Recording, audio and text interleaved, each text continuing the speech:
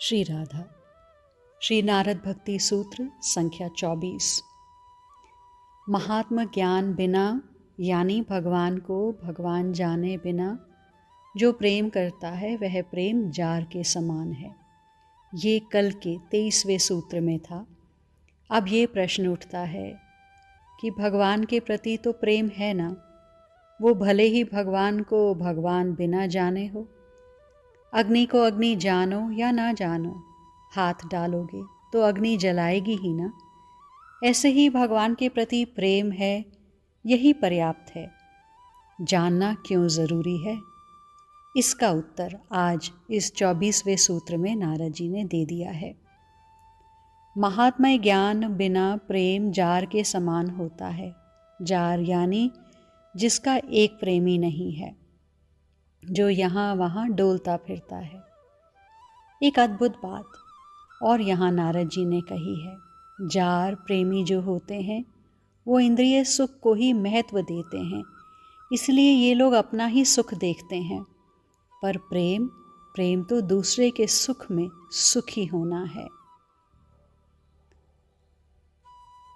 एक एक सूत्र पर चिंतन करते रहिए, टटोलते रहिए अपने को। हम कितनी सच्ची भक्ति कर रहे हैं, कितना सच्चा प्रेम कर रहे हैं।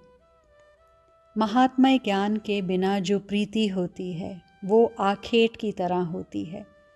इंद्रियों को तृप्त करना यही लक्ष्य होता है। हे भगवान मुझे धन दे, हे भगवान मुझे बेटा दे, हे भगवान मेरी बेटी के लिए सुयोग्य दामाद दे। ये सब क्या है? क्या ये स्वयं का सुख देखना नहीं है? भगवान तो मान रहा है वो प्रेमी नहीं। वो अगर भगवान मानता तो वो मांगता ही नहीं। क्या अंतर्यामी है भगवान, ये उसको पता नहीं होता? फिर क्यों मांगना? मांगना क्या उस अंतर्यामी का अपमान करना नहीं है? महात्म ज्ञान मात्र शब्दों के बोलने से नहीं होता। वो तो पहले आपके अनुभव में आवे, आपकी दृढ़ता बने कि वो भगवान हैं, सर्वत्र हैं और सर्वदा हैं। और नारद जी कहते हैं ऐसे व्यक्ति जार पुरुष हैं। हाँ, जार पुरुष जो होता है वो स्त्रियों में अपना सुख ही तो देखता है। उसे क्या लेना देना स्त्री के सुख से। ऐसे ही महात्म्य ज्ञान के बिना जो प्रेम करते हैं उसमें स्व सुख की भावना ही प्रबल होती है। क्या ऐसा नहीं होता कि गणेश जी ने हमारी कामना पूरी नहीं की तो माता रानी के दरबार में पहुंच गए। माता रानी ने भी कामना की पूर्ति नहीं की तो भोले बाबा के पास। ये क्या है? ये प्रेम तो नहीं है। और ना ऐसा का कोई एक ठौर या एक स्वामी ही होता है। क्या ऐसे लोग ही जार नहीं हैं? अपना सुख जहाँ हमने देखना शुरू किया वो प्रेम नहीं है, वो भोग है, ये समझना है। भोग उसे कहते हैं। पुष्प को देखा, उसे तोड़ा, अपने बालों में लगा दिया या ऐसे ही मसल दिया। पर प्रेम उसे कहते हैं। फूल को देखा, आनंदित हुए, उसकी सुगंध जो फैली उसी में तृप्ति मिल गई।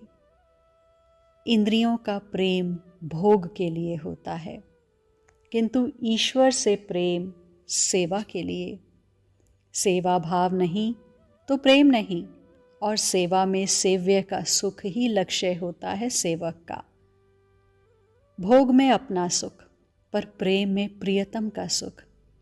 वैसे भोग वाला व्यक्ति कहेगा तो यही कि हम तुमको सुख देना चाहते हैं, पर उसके अंदर यही चल रहा होता है कि मुझे इससे सुख मिले। यही तो माया है।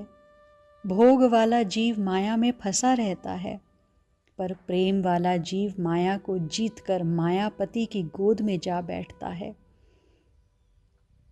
प्रेम में प्रियतम के सुख में सुखी होना है। जैसे गोपियां, अपना सुख कुछ नहीं था, उनका प्रियतम सुखी, तो ये भी सुखी। उद्धव 4 महीने तक श्रीधाम में रहकर अब लौट रहे हैं मथुरा के लिए। उद्धव की विदा के लिए गोपियां गोप आदि सब हैं। उद्धव ने सबसे विदाई ली और अंत में अपनी गुरु श्री राधा रानी के चरणों में गिर गए थे। स्वामिनी, श्री कृष्ण भी आपको बहुत याद करते हैं। वो भी आपके वियोग में रोते हैं। कभी कभी तो भोजन भी त्याग कर यमुना को निहारते रहते हैं। चुप उद्धव चुप, वृषभान किशोरी जी ने बोलते हुए उद्धव को चुप कराया। ये सब क्यों कह रहे हो उद्धव? तुम्हें क्या लगता है मेरे लिए मेरे प्रियतम मथुरा में रोएंगे तो क्या राधा को अच्छा लगेगा? भोजन त्याग देंगे मेरे लिए तो मैं खुश होंगी? अरे, प्रेम को अभी तक तुम समझ ही नहीं पाए।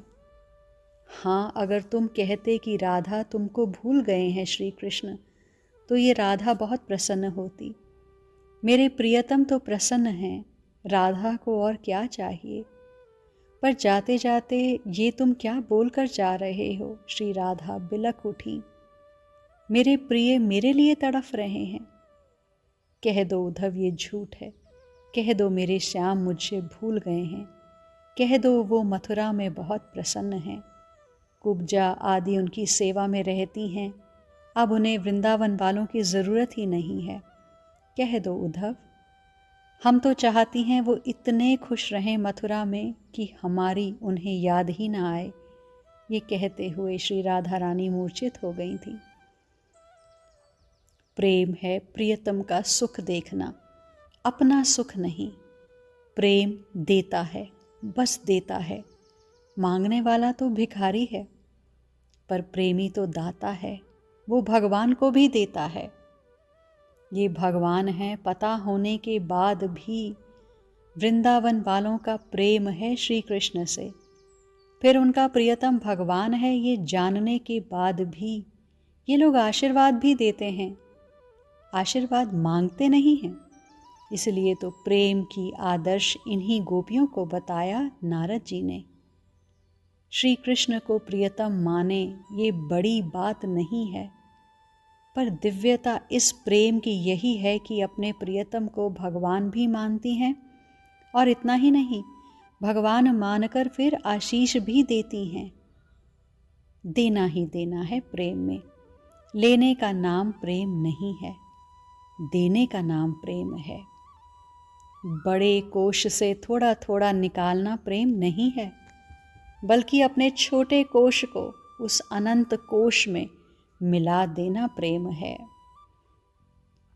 प्रेम की झिलमिल है नगरी, अखिल लखंड ब्रह्मांड परे, सब लोकन ते अगरी। अति से चित्र विचित्र अलौकिक, शोभा चहु बगरी।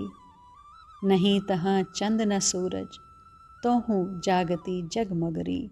रस की भूमि निरहु रस को, रसमय है सगरी। भरियो रहत रस सदा एक रस, पिय रस की गगरी। आज के लिए इतना ही, शेष आगे। श्री राधा।